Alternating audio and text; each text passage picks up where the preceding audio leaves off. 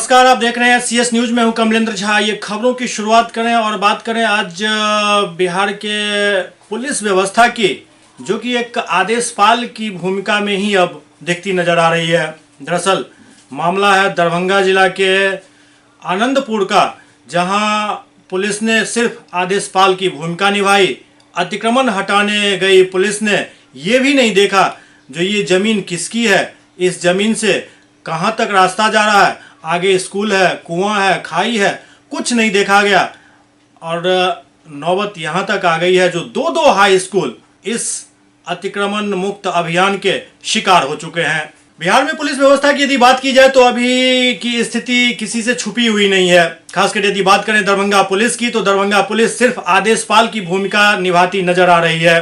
पिछले दिनों आनंदपुर में एक जमीन का अतिक्रमण खाली करवाने और जमीन के तथाकथित मालिक को कब्जा दिलवाने के लिए भारी मात्रा में पुलिस बल के साथ प्रशासन पहुंच गई आनंदपुर हाई स्कूल मैदान में, और वहां पर एक लंबा जमावड़ा लगा पुलिस कर्मियों का। इसके बाद शुरू हुई जमीन की पैमाइश। वैसे यहाँ ये बात बताना बहुत जरूरी है, जो जिस जमीन पर एडिशनल जज के आदेश पर अतिक्रमण हटाने के लिए पुलिस गई थी, वो पूरा मामला अभी टाइटल में है। टाइटल का मामला चल रहा है और एडिशनल जज के एक छोटे से फैसले को लेकर आनन फानन में प्रशासनिक तौर पर अतिक्रमण हटाने का काम शुरू कर दिया गया। इस पूरे मामले में जमीन के मालिक और तथाकथित मालिक के बीच काफी देर तक खींचतान चलती रही। मामला हाई प्रोफाइल होने ही वाला था। इस बीच पुलिसकर्मियों ने अपना काम निपटा लिया। जल्दबाजी में पिलर गड़वाकर तार से घेराबंदी करवा दी और वहां से रफू चक्कर हो गए। ये भी नहीं देखा जो इस घेराबंदी का असर क्या होने वाला है। दरअसल इस घेराबंदी से आनंदपुर के दोनों हाई स्कूल, प्रोजेक्ट बालिका हाई स्कूल और ललितेश्वर मधुसूदन हाई स्कूल, दोनों की जमीन पर भी कब्जा किया गया है और इनका रास्ता भी बंद कर दिया गया है। आप देख सकते हैं फुटेज में, जो सबसे ज्यादा दिक्कत हो रही है प्रोजेक्ट बालिका उच्च विद्यालय के छात्राओं को, जिनका रास्ता बंद हो जाने के कारण खेत, पगडंडी, गाछी से होकर इन लोगों को गुजरना पड़ता है और काफी खतरा झेल कर ये स्कूल पहुंच रही हैं। एक तरफ बिहार सरकार और भारत सरकार कहती है बेटी बचाओ बेटी पढ़ाओ, और यहां बेटी जब पढ़ने के लिए आती है तो कैसे उसको तंग किया जा रहा है, प्रशासनिक तौर पर भी और सामाजिक तौर पर भी। इसका नायाब नमूना इससे बेहतर नहीं हो सकता। सबसे पहले आप देखिए इस फुटेज में, जो कैसे लड़कियां खेत से, पगडंडी से, खेत के मेड़ से किसी तरीके से स्कूल पहुंचने के लिए जद्दोजहद कर रही है। वैसे इस पूरे मामले में लगभग 1 साल पहले स्कूल की छात्राओं ने सड़क जाम किया था। दरअसल उस समय स्कूल की छात्राओं के साथ छेड़खानी की घटना होती थी, जिससे आड़ी जाकर छात्राओं ने आनंदपुर मार्ग को जाम कर दिया था। जिसके बाद बीडीओ राकेश कुमार वहां पहुंचे थे और उन्होंने आश्वासन दिया था, ऑन कैमरा आश्वासन दिया था, जो 6 महीने के अंदर स्कूल की सड़क बिल्कुल तैयार हो जाएगी, बन जाएगी, कोई दिक्कत नहीं होगी और मंचलों की तो खैर ही नहीं रहेगी। लेकिन इसके बाद जिलाधिकारी ने भी इस पर संज्ञान लिया था और पूरा मामला जल्द से जल्द निपटाने का निर्देश भी दिया था। खैर ये अलग बात है, जो तत्कालीन जिलाधिकारी चंद्रशेखर सिंह का अब तबादला हो चुका है। नए जिलाधिकारी के संज्ञान में यदि अभी तक ये मैटर नहीं है तो अब आ जाना चाहिए, क्योंकि आदेशपाल की भूमिका से पुलिस प्रशासन और प्रशासनिक तबका को बाहर निकलना होगा।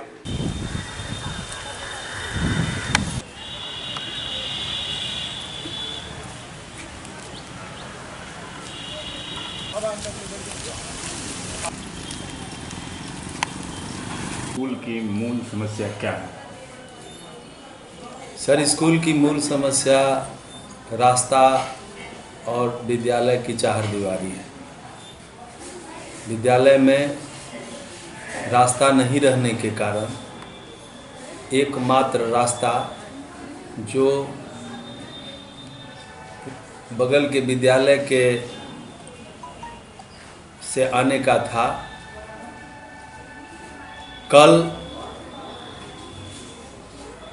कल तो हम लोग इसके लिए थे लगे हुए, जो हम लोगों का बच्चा कैसे यहाँ आवे, लेकिन परसों रविवार को हमको जानकारी मिला जो रास्ता बंद कर दिया गया है। हम तुरंत वहाँ पहुँचे तो देखे वहाँ पर मैं तार कांटा से रास्ता घेरा हुआ था। बाद में हम जब देखे वहाँ प्रशासन के लोग भी थे और पुलिस प्रशासन के भी पदाधिकारी थे, तो हम सीधे थाना प्रभारी से मिलने के लिए गए। उनको हमने जानकारी दी तो आज तो रविवार है, लेकिन कल हमारे बच्चे जाएंगे कैसे, हम क्या करें, हमको समझ में नहीं आ रहा है। उन्होंने हमसे कहा जो रास्ता किसी का कोई नहीं रोक सकता है, हाई कोर्ट का फैसला है और इस तरह की स्थिति है, इसमें हम क्या कर सकते हैं, लेकिन हम रास्ता का प्रबंध करेंगे कल आपके बच्चे के जाने के समय से पहले। हम उसके बाद वहाँ से चले गए। चूँकि हाई कोर्ट का फैसला था और किसी आपसी दो पक्षों के बीच के विवाद का बात था। अब किसका वह था, किसका हो गया और किसके लिए उसको ऐसा घेराबंदी हो रहा था, इसकी जानकारी हमको नहीं थी। हम वहाँ से आने के बाद फिर चिंता में पड़ गए जो हमारे बच्चे आएंगे कैसे। और हम उसके बाद 7:30 बजे जब आए तो हम देखे वही तार कांटा घेरा हुआ था और 8:45 से हमारे बच्चे आने लगते थे, चूँकि डे हो गया था स्कूल।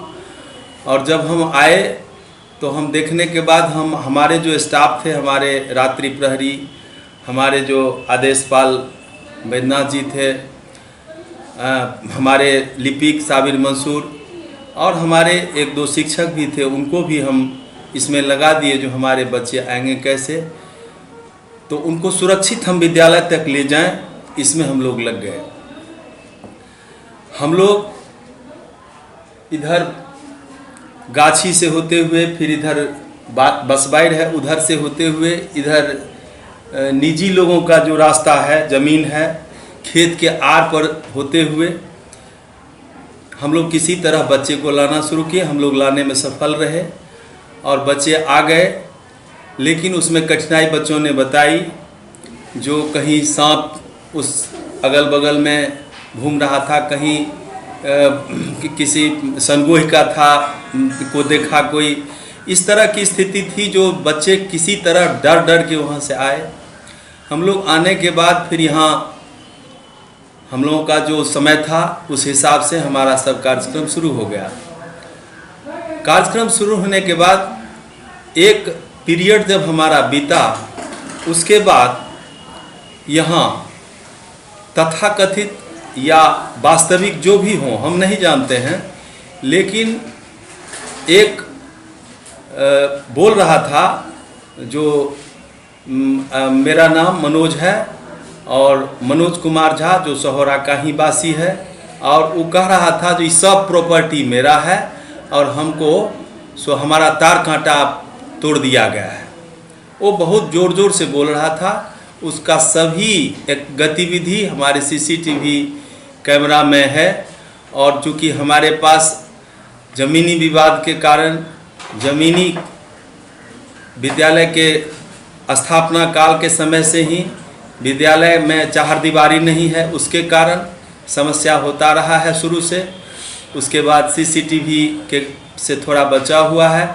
वो आया वहाँ पर मैं सभी, वो हमारे रूम में घुसने का प्रयास कर रहा था मनोज कुमार झा, लेकिन वहाँ शिक्षक लोग उसको रोके और रोक के समझाने लगे जो इस तरह से क्या काहे हल्ला कर रहे हैं। वो बहुत ज़ोर ज़ोर से बोल रहा था और बच्चे भी दहशत में आ गए थे, शिक्षक भी आ गए थे, शिक्षिकाएं भी, और उधर वहाँ उससे पहले भी उन लोगों को दिक्कत हुआ था। तो इस तरह से वो ऐसा परिस्थिति बना दिया जो फिर हम हल्ला सुन के हम भी निकले तो उसको हम कहे कि हम भी समझाने का प्रयास किए, लेकिन वो हमको यह हमारे साथ उसका भी वीडियो है उपलब्ध है, जिसको हम लोग समय से उसको सबूत के रूप में दिखा सकते हैं। लेकिन वो धमकी देते हुए यहाँ से चला गया जो हम इसके बाद जो है सो हम पिताजी को भेज रहे हैं और वो आवेंगे तब आपको दिखावेंगे, देख लीजिएगा क्या होता है। वही कहते हुए यहाँ से चला गया। हम सभी शिक्षक यहाँ बैठे, विद्यालय के सभी लोग, और उसके बाद हम लोगों ने तय किया जो इसकी जानकारी हमको तत्क्षण पुलिस को देनी चाहिए। हम लोग सीधे यहाँ से, बच्चे भी दहशत में थे, हम लोग सभी थाना पर गए।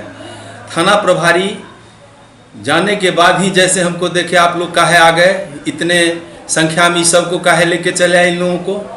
हम कहते देखिए ऐसा ऐसा घटना हो गया है, इस परिस्थिति में हमको दूसरा कोई चारा नहीं बचा, क्योंकि आप प्रशासन के हैं और हमारे बगल में हैं, तो हम पहला जानकारी आपको नहीं देते, हम सभी असुरक्षित हैं।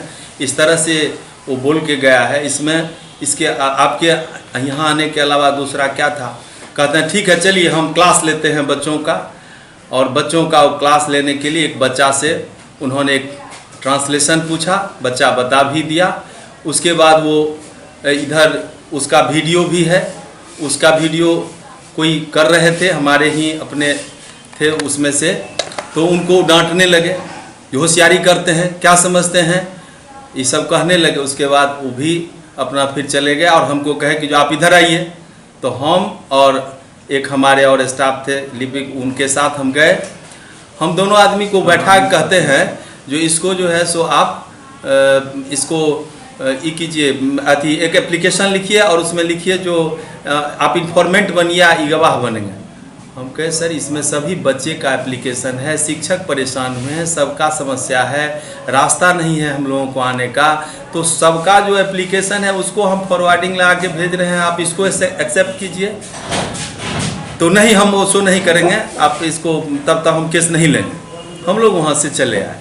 फिर हम सब पेपर एक बार और फिर भेजे, जिसमें हमारे यहाँ के 4 शिक्षक और कर्मी सब गए। वो एक बार उन्होंने ले लिया। उसके बाद उसमें देखा जो इस पर में आवश्यक कार्रवाई करने की बात है, तो कहीं इसमें लिखे हैं आप आवश्यक कार्रवाई, ऑप्शन हाँ दर्ज कीजिए, ये नहीं हम लेंगे, और वो कागज़ को फाड़ के फेंक दिए। उसके बाद हम लोग वहाँ से फिर वो लोग आए, हमको बताए, तब हमारे जो जिला शिक्षा पदाधिकारी हैं उनसे हम लोग मिलने के लिए चले गए। और वहाँ पर मैं जाने के बाद सर थे नहीं, किसी कारण से कोई काम में लगे हुए थे। जिला शिक्षा पदाधिकारी कार्यालय के जो स्टाफ थे उनको हम लोगों ने अपना जो दरखास्त था, आवेदन हम लोगों ने रिसीव करा दिया, जिसमें उस तरह का जो उसने किया और उससे जो दहशत की स्थिति बनी है उस पर में प्राथमिकी दर्ज हो, उस पर में कार्रवाई हो। अन्यथा यह लड़की का संस्था है और जिस तरह की स्थिति बच्चों के साथ कल हुई, वह कांटदार जो एकाध बच्चे किसी तरह उसमें उसको पता नहीं था, वो किसी तरह उसमें आने का प्रयास किया, उसमें उसको उसका तार का कांटा भूंका गया, उसको उसके कपड़े फट गए। हमारे शिक्षिका की भी स्थिति उसी तरह की हुई। तो इस स्थिति में अब हम लोगों का यही हो गया है, यदि समय रहते विद्यालय का रास्ता नहीं होता है, विद्यालय की सुरक्षा के लिए चारदीवारी नहीं होती है, तो हम समझते हैं अब हम लोग यहाँ पढ़ाने की स्थिति में या स्कूल चलाने की स्थिति में नहीं रह जाएंगे। हम अपने से सभी समाज के लोगों से भी हमने संपर्क करने का प्रयास किया और उनसे आग्रह किया, जो भाई जिनका निजी ज़मीन है वो भी आप लोग विद्यालय में या तो डोनेट करें या सरकारी नियम के मुताबिक आपको जो उसका दाम होगा उसको लेकर ही विद्यालय को बचा लीजिए। नहीं तो विद्यालय का जो स्थिति है, आज हमारे यहाँ 1000 से ऊपर बच्चे पढ़ रहे हैं। इस बार से +2 का भी पढ़ाई शुरू हो गया है और इंटर के बच्चे आते हैं और कहते हैं सड़क बंद है, हम लोग कैसे आवेंगे, किसी तरह घूम के आते हैं और चले जाते हैं। ये हमें बताइए कि इस स्कूल की स्थापना कब हुई थी और क्या स्थापना काल से ही सड़कें नहीं है, स्कूल तक आने का अप्रोच सड़क जो होना चाहिए वो, तो आखिर आते कैसे थे बच्चे? स्कूल की स्थापना 1981 में हुई और 1981 में यह श्मशान था और श्मशान की भूमि और निजी व्यक्ति की जो भूमि था, जैसा कि हम लोगों ने सुना, विद्यालय में हमसे पहले वाले जो प्रधानाध्यापक थे उन्होंने हमें प्रभार में स्कूल से संबंधित कोई कागजात नहीं दिया। जो कागजात दिया उसमें रजिस्ट्री या उसके दाखिल खारिज का कोई कागज़ नहीं था। उसमें मात्र एक राम नारायण झा का लिखा हुआ कागज़ है जो दान में उन्होंने 4 कट्ठा दिया है, वही कागज़ प्रभार में उन्होंने हमको दिया। बाकी कोई कागज़ हमको अभी तक उपलब्ध नहीं है। चारों दिशा में जैसे लोग कर रहे हैं, विद्यालय का जो सीमा है लौमा उच्च विद्यालय आनंदपुर का, उसका जो सीमा है उसके बाद चारों तरफ निजी लोगों का उस पर में कब्जा है। उन लोगों का, वो लोग कह रहे हैं हमारा है, और कुछ उस पर में वो लोग कर नहीं रहे थे। तब तक सब बच्चे आते जाते रहे थे। अब इधर से जो पहले से रास्ता था उसको भी आड़ा कटा के उसमें गाछी लगा दिया गया है। इसके बारे में भी हमने सूचना दी है विभाग को, अपने से उच्चाधिकारी को। उसके बाद अभी जो स्थिति है उसमें बच्चे सभी तरफ से निजी जिनका ज़मीन है उसी तरफ से आ रहे हैं। तो ये माना जाए कि कल होकर के ये समस्या और उत्पन्न हो जाएगी, दूसरे लोग भी अगर ना आने दे क्योंकि प्राइवेट ज़मीन से आ रहे हैं तो स्कूल चलाना असंभव हो जाएगा। हम जानते नहीं हैं किसी का नाम और किसी को चेहरा से भी पहचान सकते हैं, लेकिन वे लोग कह रहे हैं जो अभी क्या हुआ है इस तरफ से तो बंद हो ही गया है और उधर से भी अब हम लोग उसको बंद करने वाले हैं, ऐसा बोलते हैं। अब किनका है कोई उपाय है उसके बाद अगर वो लोग बंद कर देते हैं तो कोई उपाय नहीं है रास्ते का, कोई उपाय नहीं है रास्ते का। कोई सरकारी कोई स्कूल तक आने का कोई सरकारी रास्ता नहीं है। दूसरों के ही रहमो करम पे है, दूसरे के रहमो करम पर ही विद्यालय चल रहा है, रास्ता है। और यदि यह सभी लोग तय कर लें जो नहीं आने देंगे तो फिर हम लोग विद्यालय तक पहुंच नहीं पाएंगे और विद्यालय में बच्चे पढ़ नहीं पाएंगे। कौन क्लास में? 9th में। ये बताओ, स्कूल आने में दिक्कतें होती हैं? हाँ, बहुत दिक्कत होती है। कल हम लोग आए तो उसके बाद वहाँ पे लोग तार लगा दिए। वो लोग, एक ठो लड़का आए, उसके बाद हम लोग को बहुत डांटे और बोले तुम ही लोग तार तोड़ दियो। उसके बाद सर लोग को गाली भी बहुत ज़्यादा दिए। उसके बाद हम लोग गए तो वहाँ पे बोले कि थाना गए तो वहाँ पे बोले कि नहीं, तो हम लोग कुछ नहीं करेंगे। स्कूल आने में क्या परेशानी क्या हो रही है? ये तार वार लगा है तो कपड़े वपड़े फट जाते हैं और मतलब आने में दिक्कत होती है बहुत ज़्यादा। तार वार से कपड़े फट जाते हैं। कल बहुत ज़्यादा लड़कियाँ आई थी तो मतलब आज कम आ पाई हैं और वापस भी चली गई हैं सारी लड़कियाँ। तार कहाँ लगा दिया? यहाँ पे रास्ते में लगा दिया गया है। हाँ, यहाँ तो मतलब स्कूल का रास्ता रोक दिया गया? हाँ, रास्ता रोक दिया गया। फिर आती कैसे? आते तो हैं गाची के रास्ते से, पर है ना बहुत दिक्कत होती है उस रास्ते में, वो हमारे लिए असुरक्षित है। प्रॉब्लम ये हो गया कि वहाँ पे रास्ता बंद करवा दिया गया है, तार लगा दिया गया। हम लोग स्कूल आ नहीं पाते हैं। हम लोग को पढ़ाई करनी है, पढ़ाई इम्पोर्टेंट है हम लोग के लिए। रास्ता हम लोग को लिए चाहिए कि रास्ता बंद हो गया, हम लोग पढ़ाई नहीं हो रहा है। रास्ता दूसरे रास्ता से हम लोग को आना पड़ता है जो कि रास्ता अच्छा नहीं है। रास्ते में बहुत लड़के लोग रहते हैं जो कि बुरी बुरी बातें करते हैं, अकेले आ नहीं पाते हैं रास्ते में।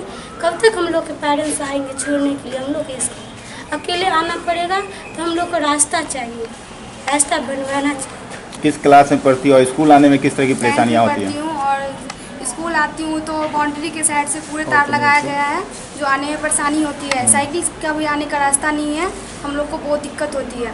पढ़ाई छूट रही है मेरे लोग का, पढ़ाई भी बहुत अच्छा से होती है लेकिन पढ़ाई रास्ते की वजह से पढ़ाई नहीं कर पाती हूँ ठीक से। क्या हो गया रास्ते में? हो क्या प्रॉब्लम? रास्ते में प्रॉब्लम ये है कि बाउंड्री को घेर दिया गया है और तार लगा दिया गया है। साइकिल आने का भी दिक्कत हो रहा है और हम लोग ठीक से आ नहीं पा रहे हैं। पढ़ाई भी डिस्टर्ब हो रहा है और बाउंड्री के साइड से पूरे रास्ता को बहुत दूर से आना पड़ता है और इसकी वजह से रास्ते पे बहुत लड़का सब रहता है और कुछ कुछ बोलता रहता है। हम लोग को बुरा लगता है, फिर भी कैसे भी दिक्कत करके हम लोग आते हैं। स्कूल आने में बहुत दिक्कत होता है। हम आते हैं, अगर उधर से आते हैं तो बहुत लड़के होते हैं और अच्छा नहीं लगता है आने में। मम्मी पापा पढ़ने के लिए भेजते हैं तो पहले अच्छा था, पहले मतलब पानी होता तो कीचड़ लग जाता था, पर अब बिना पानी का ही रास्ता बंद कर दिया है। तो अब हम लोग आएंगे कैसे? इतना दूर से आना पड़ता है तो बहुत लेट भी हो जाती है और बहुत दिक्कत भी होती है। तो लग रहा है कि भविष्य अगर में अटका पड़ा है, क्या होगा क्या नहीं। अगर पढ़ेंगे नहीं तो बढ़ेंगे कैसे, आएंगे नहीं तो सीखेंगे कैसे। तो स्कूल तो आना ज़रूरी है, पर इतना दूर आएंगे कैसे। अगर हम मेरा घर नज़दीक है तो हम आ जाएंगे, लेकिन और बच्चे तो नहीं आ पाएंगे। डेली गार्जियन छोड़ने आए तो ये भी संभव नहीं है। क्या नाम है आपका? राम गोपाल चौधरी। राम गोपाल जी, क्या मसला है? ये ज़मीन जो अभी प्रशासनिक तौर पर अतिक्रमण मुक्त कराया गया है, ये ज़मीन आपकी है? जी, मेरा ज़मीन मेरे दादाजी के नाम से ज़मीन। तो फिर ये मतलब कैसे हुआ? ये फ्रॉडगिरी से हुआ है। रामप्रीत चौधरी जी के गलत सिग्नेचर से कोर्ट में डायल किए और उनके बाद उनको कोई नोटिस नहीं मिला हम लोगों को, तो वहाँ कोर्ट उनको आदेश दे दिया। जब 1913 में जब आया वहाँ से कोर्ट से आदेश खाली करने के लिए, तो हम लोगों को मालूम हुआ, तब हम उस ज़मीन पर टाइटल किए, अपना नंबर सब कुछ दिखलाए हैं। अभी टाइटल में केस चल रहा है। केस टाइटल में चल रहा है, तो फिर इस अतिक्रमण को हटाने का आदेश किसने दिया? सब जज 1 दिए हैं। सब जज 1 मैटर सब जुडियस रहने के बावजूद भी फैसला दे दिया? जी, फैसला दे दिए। उस केस वहाँ उनके केस अभी गवाही पर है, तब वो दे दिए। तो जिस हिसाब से ये मतलब जल्दबाजी में ये कब्जा करवाया गया प्रशासनिक तौर पर, क्या लगता है आपको? फ्रॉडगिरी से हुआ है सर, जालसाजी है। और ये जो आपने कहा रामप्रीत चौधरी के गलत सिग्नेचर हाँ, से ये सारा, तो इसके लिए मतलब इसको कैसे आप साबित करेंगे जो रामप्रीत चौधरी का ये गलत कोर्ट में हम कागज जमा किए हुए हैं, उसका सिग्नेचर का अथी का ऑर्डर करवा रहे हैं, जो कि मिलाया जाए। मतलब इस बात की जानकारी रामप्रीत चौधरी को थी जो उनका गलत सिग्नेचर किया? और रामप्रीत चौधरी गवाही दिए हुए हैं कि हमारा ज़मीन नहीं है, वो गलत इन अथी से अपना सिग्नेचर से मेरा सिग्नेचर करके ही किया है काम। मतलब रामप्रीत चौधरी ने कोर्ट में ये कहा हाँ, है, कागज सदैव दिए हुआ उपस्थित है, होकर, हाँ, गवाही दिए हुए हैं जो ये सिग्नेचर मेरा नहीं है, ये फ्रॉडगिरी से हुआ है।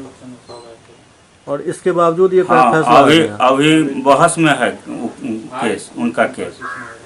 गवाह नहीं गया, ड्यू डेट कोई कारणवश, ड्यू डेट या 10 डेट हमको उतना नहीं मालूम है, लेकिन गवाह नहीं गया, उसके कारण ये पैसा लेके सब जज 1 कर दिए। मतलब टोटल पैसे का खेल है? जी, टोटल पैसे का खेल है। कितना जमीन आपका गया है? हमारा 18 कट्ठा 7 दूर गया है, और जमीन हाई स्कूल का जमीन।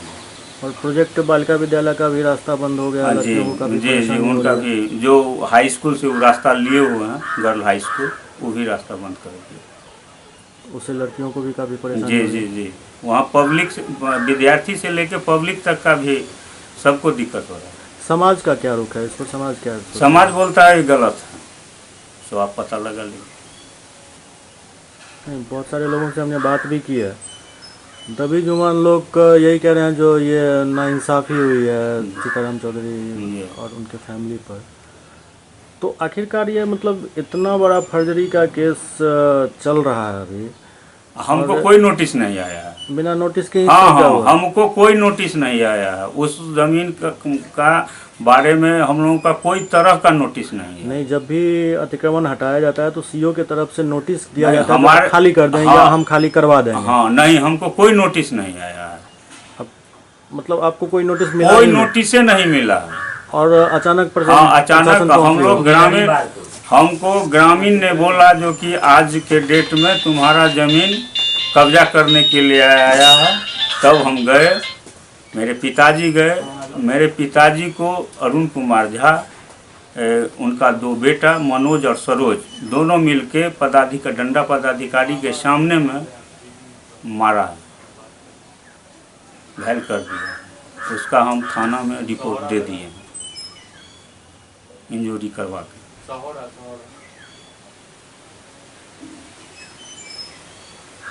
मतलब ये पूरी तरीके से साजिश ही है? साजिश है। फिर आप लोग क्या करेंगे अभी? कैसे अभी हम मसले को डील कागज पत्र निकलवा रहे हैं कोर्ट से, तो फिर हम आगे बढ़ेंगे। इसका रसीद कौन कटवा रहा है? इस जमीन का रसीद हम कटवा रहे हैं। रसीद आप ही कटवा हाँ रहे हैं? हाँ, हमारा 1952 से लेके 17-18 तक मेरा रसीद ओके है। तब भी ये कार्रवाई हाँ, हुई? तब पर भी यही किया है। रविवार का दिन क्यों चुना गया था? ये हमको नहीं मालूम है सर, फर्दगिरी के कारण न रविवार को दिन चुना गया है। पटना के बहुचर्चित पंचवटी रत्नालय डकैती कांड का पुलिस ने उद्भेदन किया है। पटना पुलिस के लिए बड़ी कामयाबी का दिन रहा। दरअसल एडीजे मुख्यालय विधि व्यवस्था DIG central Patna SSP Patna ने संयुक्त रूप से पत्रकारों को इसकी जानकारी दी। दरअसल 21 जून को करीब 1 बजे दिन में 7-8 हथियारबंद अपराधी कर्मियों ने आशियाना दीघा रोड स्थित पंचवटी रत्नालय में डकैती की एक बड़ी घटना को अंजाम दिया था। इस बड़ी लूट की घटना को चुनौती के रूप में स्वीकार करते हुए बड़ी पुलिस अधीक्षक पटना ने पुलिस मुख्यालय बिहार पटना के निर्देश पर घटना स्थल पर पहुंचकर अनुसंधान की शुरुआत की थी। पुलिस मुख्यालय बिहार पटना के निर्देश में बड़ी पुलिस अधीक्षक पटना द्वारा तत्काल इस जघन्य लूटकांड के अभियुक्तों की गिरफ्तारी एवं बरामदगी हेतु एक टीम का गठन किया गया था, जिसमें नगर पुलिस अधीक्षक मध्य पूर्वी एवं पुलिस अधीक्षक ग्रामीण के नेतृत्व में अपर पुलिस अधीक्षक अभियान, पुलिस अधीक्षक विधि व्यवस्था नवनियुक्त राजीव नगर थानाध्यक्ष, शास्त्री नगर थानाध्यक्ष, विशेष सूचना इकाई टेक्निकल टीम सहित अन्य पुलिस कर्मियों को टीम में शामिल किया गया था। गिरफ्तार कुख्यात एवं पेशेवर डकैत रवि गुप्ता उर्फ रवि पेशेंट उर्फ नेताजी उर्फ मास्टर जी के ऊपर लगभग 20 आपराधिक मामले दर्ज हैं। इस टीम द्वारा तत्काल लूट से संबंधित कई अंतर्राज्यीय गिरोहों के सत्यापन का कार्य किया गया। इनकी वर्तमान गतिविधियों, पुराने अपराधियों के सूत्र एवं अन्य कई तरीकों से जांच की गई। इसके बाद छापेमारी का दौर शुरू हुआ और अपराधियों की गिरफ्तारी सुनिश्चित की गई। इस केस में शामिल सभी पुलिस पदाधिकारियों एवं अधिकारियों को नगद एवं प्रशस्ति पत्र देकर सम्मानित करने की भी बात कही गई है। जैसा आप लोग जानते हैं कि 21 जून को पटना में राजीव नगर थाना क्षेत्र में एक पंचवटी रत्नालय में डकैती की घटना हुई थी, जिसमें करीब 4 से 5 करोड़ के स्वर्ण एवं अन्य आभूषण और 13 लाख नकदी की रिपोर्ट की। ये गंभीर घटना थी और दिन के समय हुई थी, इसलिए पुलिस मुख्यालय और पटना पुलिस दोनों ने इसको जो है एक चुनौती के रूप में लिया और तब से लगातार इस पे उद्भेदन के प्रयास किए। तत्काल सीनियर एसपी पटना ने और डीआईजी सेंट्रल रेंज ने मिल करके इसकी एक टीम बनाई ताकि उद्भेदन के लिए हर पहलू पर अनुसंधान किया जा सके, चाहे वह ह्यूमन इंटेलिजेंस हो या फिर वैज्ञानिक अनुसंधान या इंफॉर्मेशन टेक्नोलॉजी रिलेटेड अनुसंधान। विधि विज्ञान प्रयोगशाला की भी मदद ली गई, अन्य माध्यमों की भी मदद ली गई। तब से लेकर अब तक लगातार लगे रहने के प्रयासों के फलस्वरूप इस कांड का उद्भेदन हो सका और ये सफलतापूर्वक उद्भेदन किया गया। कल 3 अभियुक्तों की, इस बीच में एक तो सबसे पहले हुलिया वगैरह के आधार पर गिरोह की पहचान की गई और ये गिरोह की पहचान की सत्यापन इस तरह से भी हुआ कि उस गिरोह के मुख्य सदस्यों के कांड से पहले और कांड के बाद की गतिविधियों में भी ये आभास मिला कि इस कांड में संलिप्त होंगे। तो सूचना के आधार पर और गुप्तचरों की तैनाती और अन्य माध्यमों से जो संकलित साक्ष्य पर लगातार रेड छापामारी चल रही थी। कल 3 अपराध कर्मियों की गिरफ्तारी हुई, जिसमें इसका मुख्य सूत्रधार और गिरोह का मुख्य कर्ता धर्ता रवि गुप्ता, विकास कुमार माली और सिपू कुमार, इन 3 की गिरफ्तारी हुई और लूटे हुए सामानों की काफ़ी हद तक बरामदगी हुई है, जिसमें करीब 3.25 किलो स्वर्ण आभूषण हैं बरामदगी में। चांदी के आभूषण एवं अन्य सामान करीब 1.25 किलो हैं, इनकी बरामदगी हुई। प्रेशियस स्टोन्स करीब 300 ग्राम, 6,30,000 रुपये नगद और घटना में जो बाइक प्रत्युक्त की गई थी एक, वह बैग जिसमें जो है सामान ले गए वह, 3 देसी पिस्टल और 7 जिंदा कारतूस, इनकी बरामदगी हुई है कल और आज की रात्रि के बीच में है। अभी भी इस पर छापामारी जारी है और अन्य अभियुक्तों की गिरफ्तारी पहचान के लिए प्रयासरत हैं। सर, रवि गुप्ता ये रहने वाला कहाँ? रवि गुप्ता आलमगंज का रहने वाला है। और सबसे पहले जो है इसे, क्योंकि ये एक चैलेंजिंग कांड था जिससे जो है पूरी जो है ऐसी चुनौती दी थी, इसके लिए मैं पटना पुलिस के नेतृत्वकर्ता श्रीमती गरिमा मलिक को बधाई देता हूं और उनको मार्गदर्शन देने वाले है DIG central range Rajesh Kumar को बधाई देता हूं, इनको और इनकी टीम को। और इसमें जो भी संलिप्त रहे हैं, जो भी जिन्होंने अच्छा कार्य किया है, उनको पुरस्कृत भी किया जाएगा। सर, इस घटना में कितने कुल अपराधी संलिप्त थे? अभी तक कितने को? इसमें करीब अभी तक 10 की संलिप्तता की बात आई है। 3 तो गिरफ्तार हो गए और भी अभी जगह होंगे। मास्टरमाइंड रवि गुप्ता ही था। मास्टरमाइंड रवि गुप्ता। टोटल कितने की? रवि गुप्ता, अगर इसको आप जो है जानते हो तो रवि गुप्ता उर्फ रवि पेशेंट उर्फ नेताजी उर्फ मास्टर जी, ये इन सब नामों से जाना जाता रहा है। पालीगंज थाना अंतर्गत आलू व्यवसायी से मोबाइल फोन के माध्यम से रंगदारी मांगने वाला अपराधी पुलिस के हत्थे चढ़ गया। पटना एसएसपी गरिमा मलिक ने पत्रकारों से बातचीत करते हुए कहा कि आलू व्यवसायी से मोबाइल पर रंगदारी मांगने के संबंध में अभियुक्त विकास कुमार की गिरफ्तारी है तो अनुमंडल पुलिस पदाधिकारी पालीगंज के नेतृत्व में थाना अध्यक्ष पालीगंज एवं अन्य पुलिस पदाधिकारियों कर्मियों को शामिल करते हुए एक टीम का गठन किया गया था। विशेष टीम द्वारा अभियुक्त विकास कुमार की गिरफ्तारी है तो आम सूचनाओं का संकलन किया गया और इस आधार पर विशेष टीम ने उसके घर कल्याणपुर में रहने की सूचना प्राप्त होते ही छापेमारी की और विकास कुमार को गिरफ्तार कर लिया।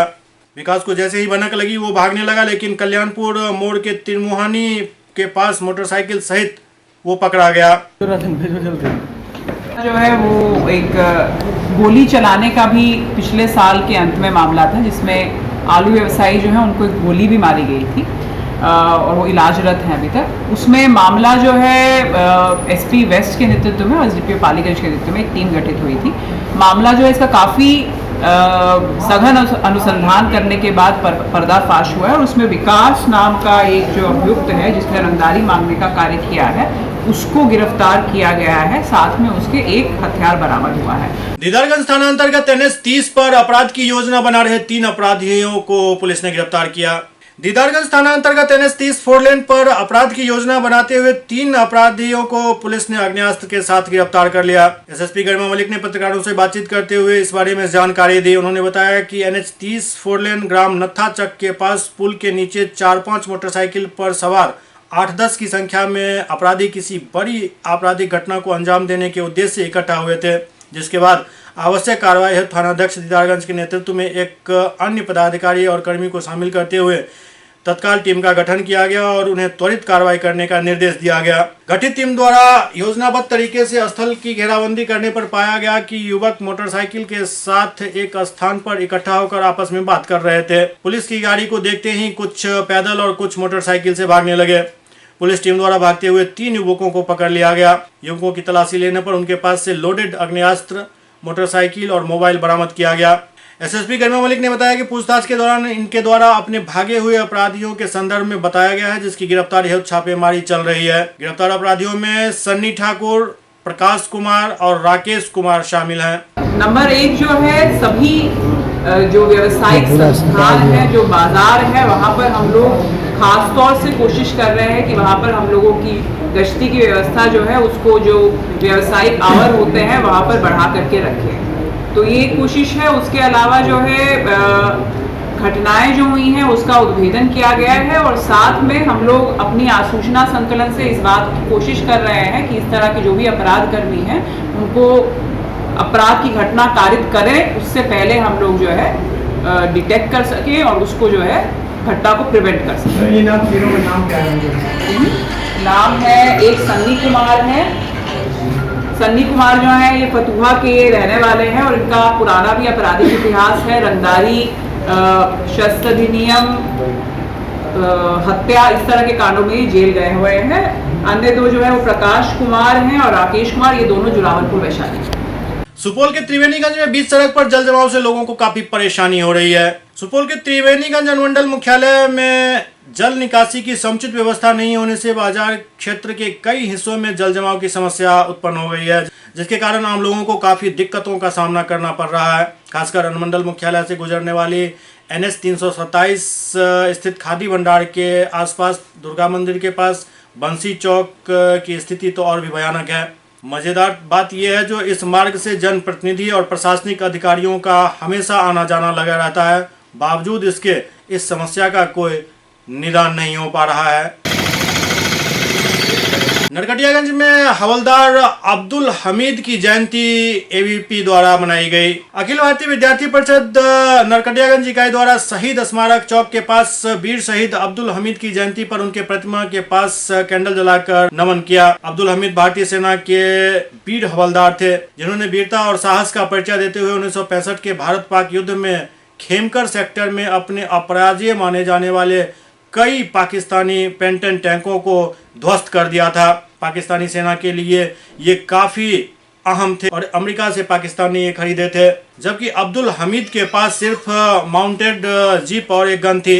अब्दुल हमीद ने अकेले ही पाकिस्तानी 7 टैंकों को ध्वस्त कर दिया था।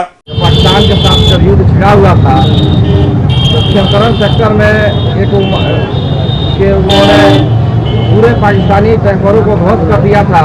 जो भारतीय मूल के एक मामूली सिपाही के रूप में जाने जाते थे, उनकी वीरता और पराकाष्ठा को आज पूरा देश नमन कर रहा है।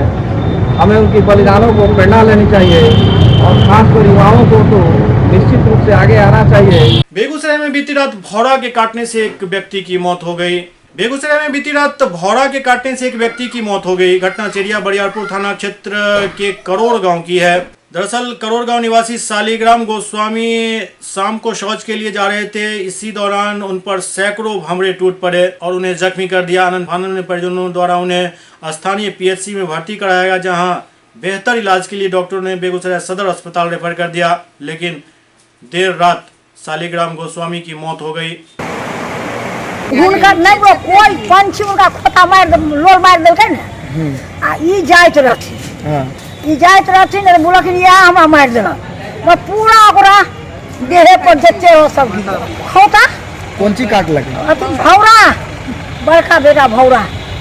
हां आ बस बेहोश हो गेलखिन, लाला में गिर गेलखिन। बक्सर में एक वहशी पति ने अपने पत्नी को तेजाब से नहला दिया। बक्सर में नरभक्षी पति की हैवानियत का नंगा नाच देखने को मिला। दरअसल मायके में जाकर अपने ही पत्नी को पहले तेजाब से नहलाया, फिर पेट्रोल छिड़ककर आग के हवाले कर दिया। सूबे के मुखिया नीतीश कुमार चाहे लाख कोशिश कर लें, लेकिन ना तो दहेज लेने पर रोक लग रही है, ना ही दहेज देने पर रोक लग रही है, और इसका शिकार महिलाओं को होना पड़ रहा है। बक्सर की इस घटना ने इलाके को झकझोर कर रख दिया है। काल कांड रात में 1 बजे जार कर माय बाबू के नीचे बैठा गई हम था। हमारा के जार दलक कैसे जला? जारलक कि तोरा भाई के ब्याह में हमारा के सिकड़ी चाहिए, मोटरसाइकिल चाहिए, अंगूठी चाहिए। हम कहनी हमारे माय बाबू माँ गरीब घर के ठिकाने नहीं कि कहाँ न दे सकी, तो कहते कि तोरा के जाइए आग लगा के पेट्रोल उसमें क्या कहला पेट्रोल और कौन दे जार दोनों में कौन तरह के जार देवी तो चेहरा तन बिगाड़ दे कि कोई देखे लायक ना रहे। बस तो किस चीज से जा रहा है आपको? मैं जा रही हूँ किस चीज से? तेजाब से? तेजाब से जा रहा है। मैं अकेले सो रही है, भाई मेरा भौजाई गोरे है 12 बजे तक ले। ओकरा बाद हमारे खूब झाड़ बल बता देना में डर नहीं कहलाता। जब मड़ई में गए आपको चादर ले ओढ़ने के लिए तो वो बुझाए लो कि हमारे मड़ई में कोई बैठा था, उससे हमारे भवाव लगा है। फिर चौकी पर आके अगना में बैठा हूँ तो मेरा मम्मी बोलो कि किस बेटी जाग रहे हैं, सो वही पनो है। तब हम मुँह घाट के सो गए। जे आँख लगा कोई बुझाए कि गर्म पानी देगा था तो कहते नहीं कौन है मेरे गर्म पानी दे के बिग रहे हैं। फिर माचिस बार के हुआ पहले तेरे धारा हुआ मेरे टांग के हमको बिग के भाग गए अपना भाई के भक में हम धरा। मेरा शरीर लहक रहे तब मेरे कुछ भी नहीं बुझा रहे कि मेरा मोड़ लहक रहे हैं। ऐसा कांड किसने किया है? किसने किया है? आप पर कौन तेजाब डाला? मेरे पति डाला। क्या नाम है उनका? हरेंद्र। आया अपना बेटा के शादी में और आया तो बोला आप इसे हमको विदाई करो। हम बोला कि हमारा लड़का के शादी बीत जाएगा तो हम अपन ब्याह पे चला जाएगा, हम उसी के तुम्हारा परिवार है तो हमारा उसी से क्या मतलब है। तो हम ऐसे नहीं लिया के जाएगा, हमको सिकड़ी दो, गाड़ी दो, अंगूठी दो, नहीं तो तुम्हारा बेटी के जलाएगा। हम गरीब आदमी भीख टुकड़ा मांग के हम अपना बाल बच्चा पोसा, भीख मांग के अपना लड़की के शादी के हम कहाँ से तुमको सिकड़ी देंगे, गाड़ी देंगे, अंगूठी देंगे, अतः ना देंगी तो तुम्हारा बेटी के यहीं पर जलाएगा सर। हमारे बेटी के किस चीज से जलाया है? पेट्रोल मोतिल है सर जी, क्या कहते जाब ले अधिक कर सलाई बार के भाग गया। सुपौल के एक निजी चैनल के संपादक साइबर अपराध के शिकार हो गए। जिस टेक्नोलॉजी का समाज के विकास और इंसानी जरूरतों में सुविधा के लिए इस्तेमाल होना चाहिए, उसी तकनीक का इस्तेमाल अब संगीन अपराध को अंजाम देकर खुद को छुपाए रखने के काम में अपराधी कर रहे हैं। जी हाँ, हम उसी साइबर क्राइम की बात कर रहे हैं जिसकी कहानी आए दिन हम सुनते हैं और फिर अगली सुबह भूल भी जाते हैं। आज के इस आधुनिक युग में सोशल मीडिया अभिव्यक्ति और संपर्क का बेहतरीन और आसान प्लेटफॉर्म है, पर कुछ कुंठित और आपराधिक मानसिकता के लोग इसी सोशल मीडिया का इस्तेमाल कर समाज में उन्माद फैलाने का काम कर रहे हैं। ताजा मामला एक निजी चैनल के संपादक सह जर्नलिस्ट मीडिया काउंसिल के प्रदेश अध्यक्ष के साथ घटित हुई है। पीड़ित पत्रकार ने अपने गृह जिला सुपौल थाने में मामला दर्ज करवाकर पुलिस से न्याय की गुहार लगाई है। पुलिस ने मामला दर्ज तो कर लिया है, पर दोषी अभी भी खुले घूम रहे हैं। चूंकि दोषियों को दबंग और कुछ नेताओं का संरक्षण प्राप्त है, जिसे जर्नलिस्ट मीडिया काउंसिल के पत्रकारों में काफ़ी आक्रोश है। संघ के संरक्षक, संयोजक और नेशनल कमेटी के निर्देश पर राज्य और जिला स्तरों पर संघ के पत्रकारों की एक बैठकों का दौर शुरू हुआ है और प्रशासन से अभियुक्तों की अविलंब गिरफ्तारी की मांग की गई है। इसी कड़ी में प्रदेश अध्यक्ष के आवास पर एक आपात बैठक बुलाई गई और जल्द ही एक टीम गठित कर बिहार के डीजीपी से इस पूरे मामले पर दखल देने की मांग करने का निर्णय लिया गया। जर्नलिस्ट मीडिया काउंसिल के प्रदेश अध्यक्ष आदरणीय आशु जी के साथ, उनके परिजनों के साथ जो कुछ भी हो रहा है वह बर्दाश्त से बाहर की बात है। विधिवत थाने में प्राथमिकी दर्ज हुई है और उसके बावजूद अभियुक्तों की गिरफ्तारी नहीं हुई है अभी तक, जिसका हम लोग घोर भर्त्सना करते हैं, घोर निंदा करते हैं। आज इस मामले को लेकर डीजीपी के पास पत्रकारों का एक प्रतिनिधिमंडल जाकर उनसे अभियुक्तों की गिरफ्तारी की मांग करेगी। इधर हम लोग आज ही शाम में आरक्षी अधीक्षक महोदय से भेंट करके अभियुक्तों की गिरफ्तारी की बात करेंगे। अगर अभियुक्तों को जल्द से जल्द गिरफ्तार नहीं किया गया तो हम ईंट से ईंट बजा देंगे और आने वाले दिनों में सुपौल थाना के आगे मैं खुद अनिश्चितकालीन बहु हड़ताल पर बैठूंगा, जिसकी सारी जवाबदेही पुलिस प्रशासन की होगी। हमारे रीजनल हेड प्रदेश अध्यक्ष बिहार के साथ हुए घटना से पूरा जेएमसी परिवार आहत है। हम लोग के हर छोटी बड़ी समस्या पे तुरंत खड़े रहने वाले हमारे प्रदेश अध्यक्ष महोदय के सम्मान से खेलने वाले को बख्शा नहीं जाएगा। इस घटना को गंभीरता से लेने के लिए मैं सुपौल जिला पुलिस को धन्यवाद देता हूं। साथ ही दोषियों को अविलंब सलाखों के पीछे भेजने की अपील करता हूं। देश का चौथा स्तंभ पत्रकार को कहा जाता है और आज पत्रकार की जिंदगी खतरे में बनी हुई है। आए दिन पत्रकारों पे जानलेवा हमला हो रहा है, उनके परिवारों पर जानलेवा हमला हो रहा है, जो कि बहुत ही घोर निंदनीय विषय है। हाल ही में जर्नलिस्ट मीडिया काउंसिल के प्रदेश अध्यक्ष आशु राजा व उनके परिवार को सोशल मीडिया और फ़ोन पे समाज के और सामाजिक तत्वों के द्वारा बराबर धमकी दी जा रही है, जिनकी जर्नलिस्ट मीडिया काउंसिल के प्रदेश अध्यक्ष ने सुपौल सदर थाने में लिखित आवेदन दर्ज कराया है उन अपराधी सनकी टाइप के असामाजिक तत्वों की गिरफ्तारी के लिए। और बहुत ही दुख की बात है, वैसे सामाजिक तत्व जो समाज में रह करके समाज के साथ छेड़खानी करते हैं, वैसे व्यक्ति अभी तक धड़ल्ले से शहर में बेधड़क घूम रहे हैं, फिर भी आज तक उनकी गिरफ्तारी नहीं हुई।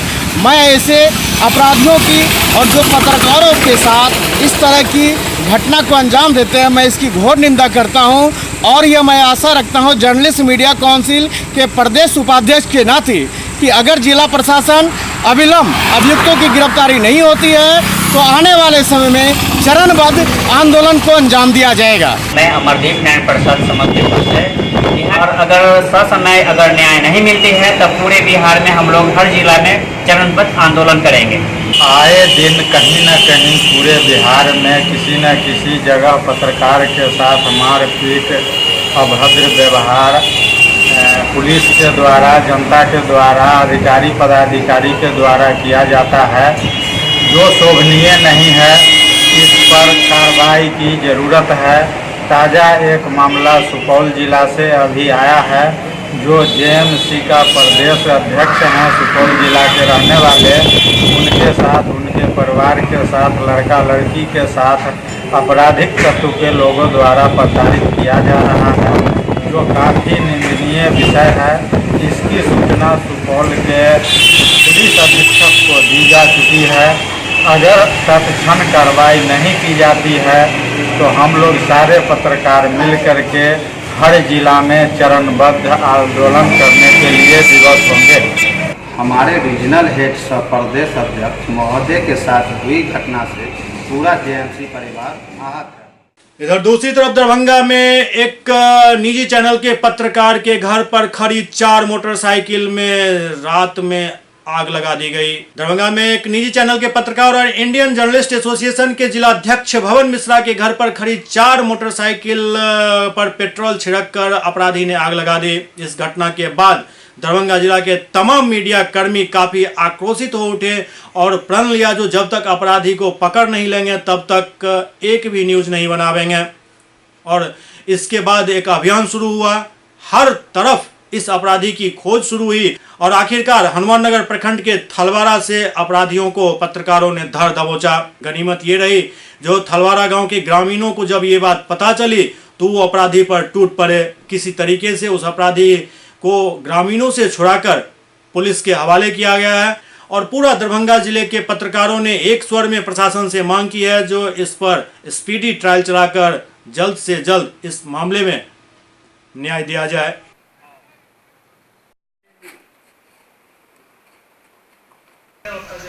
रात में 12:15 हो रहा था। बिस्तर पर गए ही थे तो इतना में एक के बार गाड़ी का आवाज़ आया रुकने का बाहर, तो कहे कोई दरवाज़ा पर आया होगा। हॉर्न दिया हुआ था, हॉर्न एक बार बजा, गाड़ी रुका, कोई आया होगा, बाहर नहीं निकले। एक के बाद आवाज़ हुआ सी फड़ाक से आवाज़ हुआ कि खिड़की से हम झाँके तो देखें आग की लपट पूरा गैरेज भर। वहाँ से दौड़ लगा के बाहर आए तो चिल्लाते हुए रे सब गाड़ी जल गया, अरे पूरा जल के राख हो गया। दौड़ रहे सब, रे भवन दौड़ रहे कि वो अपना खजी पर से देखा उसको। बेगूसराय में अज्ञात वाहन के चपेट में आने से एक साइकिल सवार वृद्ध की मौत हो गई। बेगूसराय में अज्ञात वाहन की चपेट में आने से एक साइकिल सवार वृद्ध की मौत हो गई। घटना तेघड़ा थाना के अयोध्या चौक पर घटी। बाद में आक्रोशित लोगों ने NH 28 को जाम कर दिया और हंगामा शुरू कर दिया। शव की शिनाख्त देर शाम तक नहीं हो पाई थी। मौके पर पहुंचकर पुलिस लोगों को समझाने का प्रयास करने लगी और शव को पोस्टमार्टम के लिए सदर अस्पताल भेज दिया। बेगूसराय में ससुराला एक युवक की खुदकुशी का मामला अब नया मोड़ ले चुका है। दरअसल पुलिस इस पूरे मामले में इसको आत्महत्या नहीं बल्कि हत्या मान रही है। बेगूसराय में ससुराला युवक के द्वारा खुदकुशी मामले में उस समय नया मोड़ आ गया जब पुलिस ने इसे खुदकुशी न बताकर हत्या का मामला करार दिया। पुलिस के अनुसार युवक की पत्नी ने ही अपने प्रेमी के साथ मिलकर युवक की हत्या कर दी। घटना बखरी थाना क्षेत्र के कामा स्थान की है। दरअसल बखरी के कामा स्थान में खगड़िया जिले के अलौली थाना क्षेत्र के सिमराहा निवासी विकास कुमार का शव पेड़ से लटका हुआ बरामद किया गया था। प्रथम दृष्टया लोगों ने इसे पारिवारिक विवाद में खुदकुशी की बात मानी, लेकिन पुलिस की छानबीन के बाद पता चला कि विकास कुमार की पत्नी विनीता कुमारी का किसी अन्य लड़के से प्रेम प्रसंग चल रहा था और इसकी जानकारी विकास कुमार को लग चुकी थी। इसी वजह से विनीता कुमारी ने अपने प्रेमी के साथ मिलकर अपने ही पति विकास कुमार की पहले हत्या कर दी और फिर उसके शव को पेड़ से लटका दिया। फिलहाल पुलिस ने विनीता कुमारी को गिरफ्तार कर लिया और आगे की छानबीन जारी है। किसी के साथ मिलने की आरोप लगाया गया है, कुछ नहीं किया। कौन है प्रेमी तुम्हारा? कोई हमारा प्रेमी नहीं है, तो ये कलंक लगाएगा, कोई प्रेमी नहीं। झगड़ा हुआ था इसी बात से। किस बात को लेकर झगड़ा हुआ? झगड़ा बहुत कुछ बातें होते रहता था हमेशा। कभी भाभी भी बात करते थे, कोई बात होता था नहीं, बात से झगड़ा। रुपया मेरा लेके निकल, हम जेवर बन के रखे हैं सब, उसमें रुपया लेके भाग जाते थे पीने उने के लिए। 500 रुपया निकाल लिए, वह सब उल्टा साहब को बोले थे, डांटे लेके क्या करेगा, किसको देगा पैसा, ऐसे भाग गए। पहले कितना बार भाग जाते थे, स्टेशन पर चल जाते थे तो हम सहेली के साथ आते थे, खोज के लाते थे। हम यहाँ BA की परीक्षा देने के लिए आए, BA की परीक्षा दे रहे थे, बोले दोनों साथ में चल जाएंगे। दो बाकी था प्रैक्टिकल, बोले परीक्षा टाइम दे देंगे और उसके बाद चल जाएंगे। कल परसों क्या हुआ, कौन बात का विवाद हुआ जो फांसी लगा? के मामला में हुआ विवाद। तो आप अपने प्रेमी के साथ मिलकर हत्या नहीं करवाए? नहीं, कोई प्रेमी मेरा नहीं, पूरे पता कर लीजिए, किसी के साथ हत्या नहीं करवाए। बेगूसराय में पुलिस द्वारा गुप्त सूचना पर की गई कार्रवाई में 181 कार्टून शराब बरामद हुआ। बेगूसराय में बछवाड़ा थाने की पुलिस को उस समय बड़ी कामयाबी हाथ लगी जब गुप्त सूचना के आधार पर पुलिस ने फतेहा मुसहरी में छापेमारी कर 181 कार्टून विदेशी शराब के साथ एक धंधेबाज को गिरफ्तार किया। इस कार्रवाई में पुलिस ने एक ट्रक एवं एक पिकअप वैन को भी जब्त किया है। तकरीबन 4 बजे सुबह बछवाड़ा पुलिस को सूचना मिली थी कि भारी मात्रा में पश्चिम बंगाल से विदेशी शराब लाई गई है, जिसे स्थानीय धंधेबाजों के हाथ बेचा जाएगा।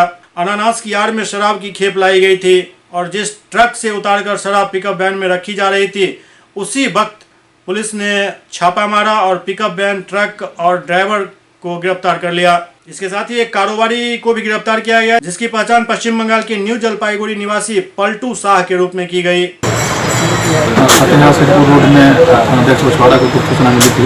इस आधार पर त्वरित कार्रवाई करते हुए शराब की बड़ी खेप पकड़ी गई है, जिसमें एक मिनी ट्रक और एक पिकअप वैन दोनों पकड़ा गया। अच्छी बात यह है कि इसमें जो कुरियर करने के लिए पिकअप पकड़ाई थी वो बिहार की गाड़ी है। इसके अलावा जो ड्राइवर पकड़ाया मिनी ट्रक के साथ, उसके साथ मोबाइल नंबर है और हम लोग उस आधार पर रिकॉर्ड और फॉरवर्ड इनके थ्रू जाँच कर रहे हैं। आगे इन्वेस्टिगेशन होगा, जिसके आधार पर हम लोग कड़ी से कड़ी कार्रवाई करेंगे। SCS न्यूज के इस अंक में अभी इतना ही। अगले अंक में फिर कुछ और समाचारों के साथ उपस्थित होंगे। तब तक आप देखते रहिए SCS न्यूज। नमस्कार।